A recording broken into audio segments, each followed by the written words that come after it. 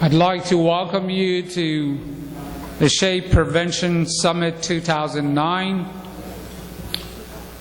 sponsored by Panasonic Corporation in conjunction with the Society for Heart Attack Prevention and Eradication, SHAPE, and the Society of Atherosclerosis Imaging and Prevention. I am pleased to represent the panel. Unfortunately, we're missing Dr. P.K. Shah and Roger Blumenthal. Dr. Harvey Heck will help me moderate the meeting with you. I have a few slides that are meant to be a review of our past several years of holding these meetings, and after that I will pass on the podium to Dr. Falk to present the SHAPE paradigm. And I also would like to give you an update on where we are with the SHAPE task force and our activities. As you can see, the title of our meeting is Screening the Asymptomatic Population, from guidelines to legislation to practice. Last year when we were here, we were hoping that we would be able to present our case to Texas legislature to consider mandating reimbursement for screening. I'm pleased to inform you, what some of you have not heard, that our efforts of several years has come to fruition thanks to Texas legislator and Texas governor. Now, state of Texas is the first state in the United States to have screening for asymptomatic population reimbursed and mandated and part of our practice. So why are we here?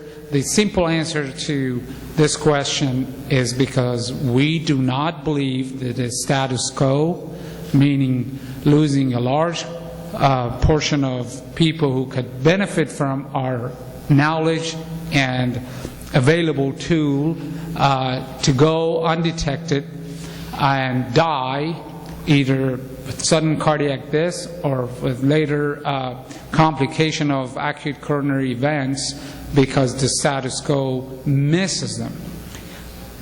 There are a number of evidences now that were not available to us years ago proving what I just stated, and that says the status quo, which is purely based on risk assessment using cardiovascular risk factors, grossly misses a large portion of people who are at risk of a near future cardiovascular event, which we consider them the vulnerable patient. This is the latest and the most important piece of information I personally consider from reviewing years of literature, and this was published earlier this year in 2009, so you didn't see it last year when we presented. And in my opinion, this is the most convincing evidence, though the authors did not necessarily point this out, so I redrew the slides and the figures of this paper, and it's very, very convincing because it's the real life data. It's not research.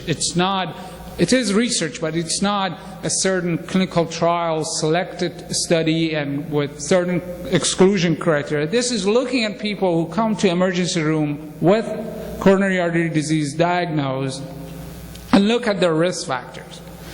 Ironically, you'll see, as expected by the SHAPE Task Force report, 77% of them had normal LDL level according to the status quo and the current guideline.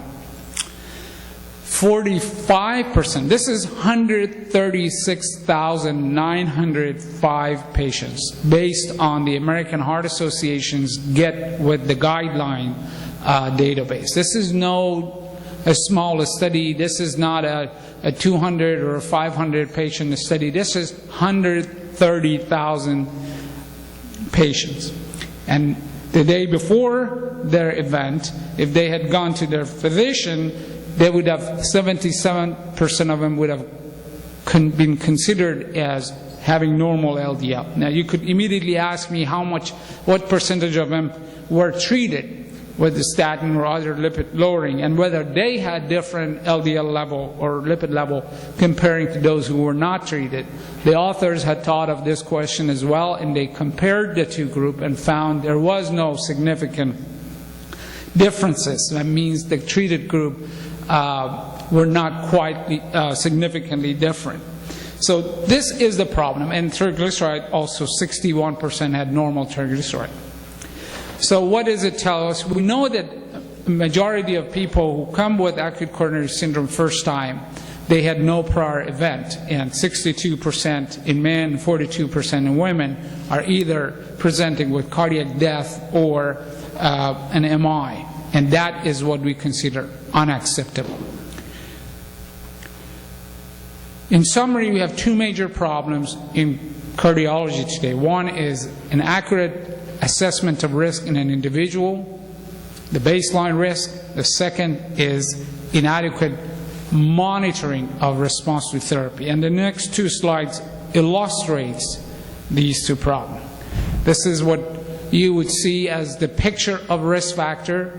Sir Winston Churchill, who had all kind of bad food that you could imagine, smoked the hell out of himself, and was not in good shape physically. And here is a man with the best aerobic and cardiopulmonary shape, with very much anti-cardiovascular risk factor lifestyle, at least towards the end of his life. And you see that the outcome was quite different. Churchill lived to 91, and Jim Fixx sadly died at age 53. These, of course, is symbolic, but this is represented with the 136,000 cases that I showed you. And this group, this slide represents their inadequate response to therapy, and that's what we are about to address. So the two problems that we're aiming at are illustrated here. So we've had a number of work that I'm going to walk through slides quickly through the SHAPE task force, and a number of brainstorming meeting and thought leaders in one room and trying to convince each other. But this is what we have come up with in that SHAPE versus the status quo. The status quo tells you to screen for risk factors of atherosclerosis and treat risk factors. SHAPE says screen for atherosclerosis, which is the disease, regardless of risk factors, and treat based on the severity of the disease as well as the risk factors. So we've identified a number of tools to look into atherosclerosis out of many ongoing and studied tools. We have identified two tests as the choice of tests for atherosclerosis. Coronary calcium and carotid IMT had the most studied evidence convincing to the SHAPE task force, and I'm not going to go into details of this. Dr. Falk will walk you through some of those. That the bottom line is, as you can see in step 1, we identified the disease. Step 2, we categorize them and evaluate the severity of the disease. And step 3, we recommend treatment based on the severity of the disease. This was published in American Journal of Cardiology with a number of leading cardiologists named. We've taken a lot of hits since then. A lot of us have been tagged as shameless self-promoters, which some of us are proud to be indeed, because we're promoting a new thought that is against the status quo, and we believe it will change as time goes. There are some very distasteful factual evidence as well, and that is the status quo is really using our national budget disproportionately. We know that coronary heart disease or atherosclerotic cardiovascular disease, which includes stroke as well, kills a lot more than cancer and accidents and HIV. However, our national budget is not proportionately distributed. You have less than $100 to spend for cardiovascular risk assessment, and more than $1,000 is used for screening the second cause of death. We have written extensively, and we are also in the process of writing more to that effect, and championed legislation for screening for atherosclerosis.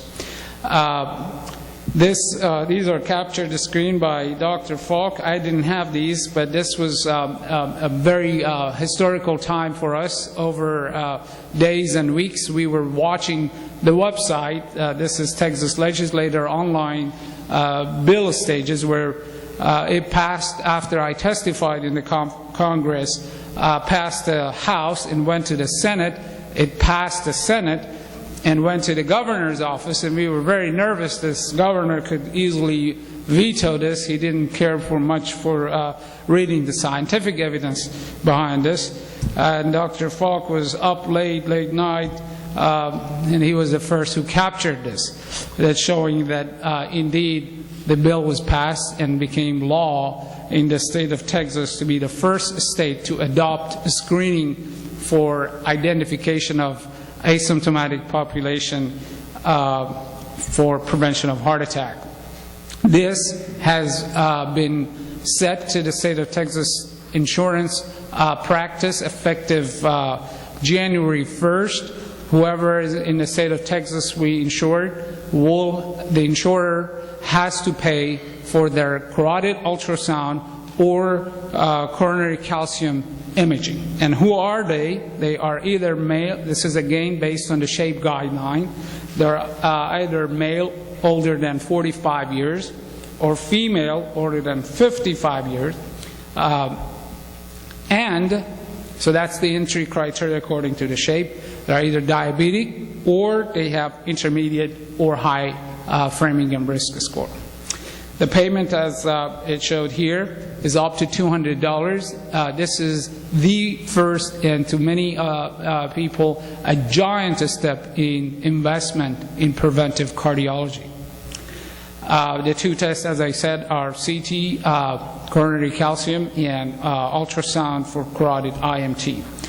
The SHAPE task force has done cost-effectiveness analysis as well and showed that through so many measures, the SHAPE adoption of the SHAPE practice can be cost-effective, and with this hypothetical measure could save up to $21 billion after adoption.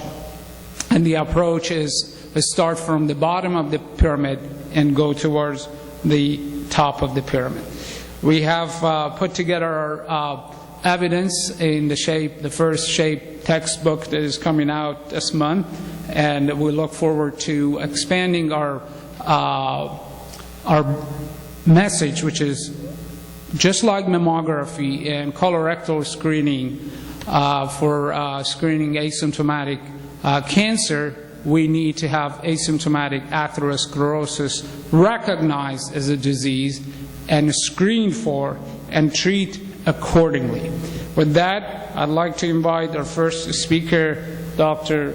Erling Falk, to take the podium. Also invite our chairman, Dr. Blumenthal. Please join us.